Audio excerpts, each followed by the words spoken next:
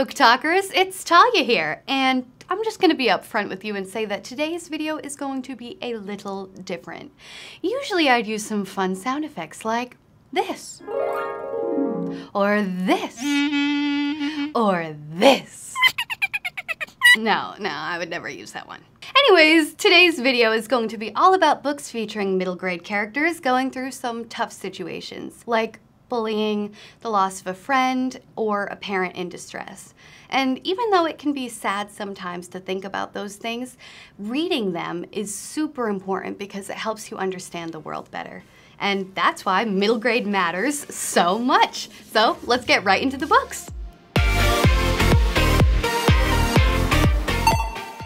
So book number 1 about bullying is The Best at It by Malik Pancholi. Rahul Kapoor is about to start 7th grade, and like most middle schoolers, he's a bit nervous. Rahul is also Indian American and starting to question his sexuality, so when he starts getting bullied at school, he doesn't feel his best. But with the help of his friends, Rahul is determined to figure out what his thing is and what he's the best at.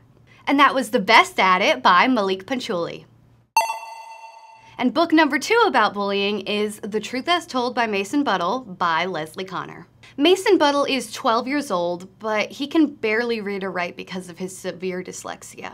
Mason is also known as the biggest and sweatiest boy in his entire grade, which makes him an easy target for 2 neighborhood boys who torment him endlessly.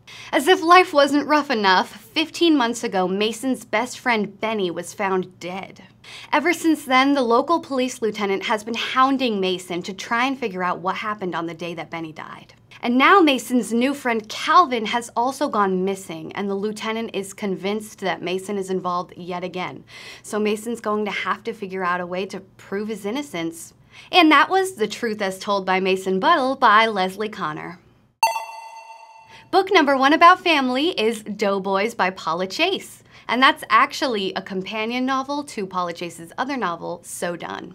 13-year-old best friends Simp and Rolly are beginning to drift down different paths. They're happy to hang out when they play in the neighborhood basketball league, but being in the basketball league has actually led them to work for the local drug dealer. Simp knows being involved in the drug ring could be a way for him to support his family, but Rolly doesn't have those same kind of familial obligations, so he doesn't quite understand why Simp is involved.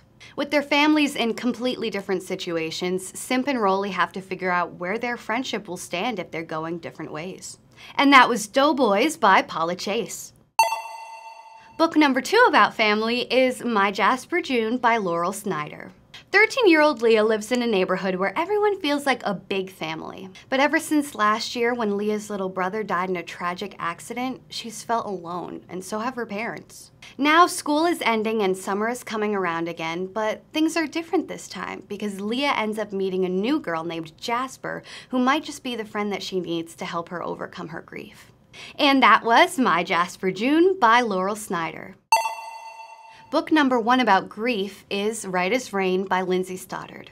It's been almost a year since 11-year-old Rain's brother Guthrie died, and her parents haven't been the same since.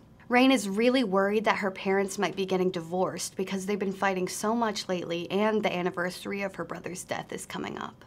The whole family recently moved from Vermont to New York City, so Rain is trying to get used to this new community where she feels out of place and no one looks like her. Rain starts to run track at her new school, and she starts getting closer to a potential friend who may be able to help her with her family's grief. And that was Right as Rain by Lindsay Stoddard. Book number 2 about grief is Hazel's Theory of Evolution by Lisa Jen Bigelow. 13-year-old Hazel loves to read encyclopedias and learning facts, but she doesn't have all of the answers when it comes to normal life. Because of some school changes, Hazel has to start 8th grade at a new school where nobody really gets her. She also finds out that one of her moms is pregnant, and even though it should be a happy time, Hazel's really worried. Hazel knows that her mom has miscarried before, and Hazel is kind of still dealing with the grief of losing those other siblings. Hazel can't help but worry that her mom might miscarry again, and she'll have to look within herself and not in the pages of a book to find the answers. That was Hazel's Theory of Evolution by Lisa Jen Bigelow.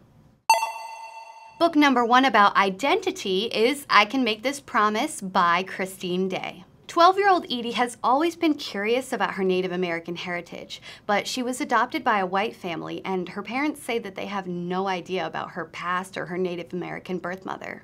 One day, Edie and her friends discover a box in the attic filled with pictures of a woman who looks just like Edie. So now, Edie starts to think that her parents have been lying and keeping secrets from her. Edie wants to know the truth about her past, but since she doesn't think she can trust her parents, she has to figure out the truth on her own. And that was I Can Make This Promise by Christine Day. Book number 2 about identity is Float by Laura Martin. 12-year-old Emerson lives in a world very different from ours, where certain people are born with risk factors or reoccurring incidents of the strange kind. Emerson's own risk factor is uncontrollable floating, meaning he has to wear lead shoes and a lead vest everywhere he goes so he doesn't fly up into the air. For the first time, risk kids are being forced by the government to be monitored all summer, so Emerson has to go to a government summer camp. Emerson ends up becoming cabin mates with 5 other boys who have their own unique risk factors. But as camp goes on, a terrible mystery surrounding one of his cabin mates and their risk factor starts to unravel the fabric of their lives. And that was Float by Laura Martin. Book number 1 about mental health is The Echo Park Castaways by M.G. Hennessy. Nevaeh, Vic, and Mara know the ropes of the foster care system, and they've been living in the same foster home in Echo Park for over a year. Even though being in foster care isn't a walk in the park, they've gotten used to it, and this is their best home yet. One day, Child Protective Services places a new boy named Quentin into the house, and he struggles with autism. Quentin has no idea what being in foster care is like, and he just wants to be reunited with his mom, who's in a hospital miles away. So Nevaeh, Vic, and Mara set out to help him, even if it means they might lose their foster care placement. And that was The Echo Park Castaways by M.G. Hennessy. Book number 2 about mental health is Where the Watermelons Grow by Cindy Baldwin. In the middle of the night, 12-year-old Della finds her mom in the kitchen digging seeds out of a watermelon and talking to people who aren't there. Della's mom has been hospitalized for things like this before, and Della's really worried that her mom might have to go away again. With Della's dad also struggling to save the family farm, Della decides that it's up to her to try and figure out what she can do to help her mom heal. But of course, it's not that simple, and Della may have to learn that there's not always a magic fix for certain things. And that was Where the Watermelons Grow by Cindy Baldwin. Book number 1 about transitions is A Good Kind of Trouble by Lisa Moore Ramey. 12-year-old Shayla has always been good. She follows the rules, she doesn't get in trouble, and she just wants to make it through 7th grade. But after a black man is shot in Shayla's neighborhood, she starts wearing a black armband in support of Black Lives Matter. Wearing the armband puts Shayla in a position where she is seen and treated differently. For the first time, Shayla realizes that she might end up in trouble, and she's never had to deal with that before. And that was A Good Kind of Trouble by Lisa Moore Ramey. Book number 2 about transitions is Orange for the Sunsets by Tina Atayde. In 1972, 12-year-old Asha and her best friend Yusofu have never really cared about the differences between them. But when the president of Uganda announces that Indians, like Asha, have 90 days to leave the country, suddenly the differences are all they can see. Yusofu is African, and his family has always been poorer than Asha's because they're a privileged Indian family. With both sides against each other, Yusofu and Asha have to figure out if their friendship can survive, or if they'll just have to let each other go because their differences are too great. And that was Orange for the Sunsets by Tina Atayde. And those are all of the books that I have for you today, but as always, make sure to leave a comment in the section down below if you have any other books that you'd like for me to talk about. Make sure to hit that like button and hit the notification bell so that you don't miss a single one of my book talks. I will see you all in the next video. Thank you so much for watching. Bye!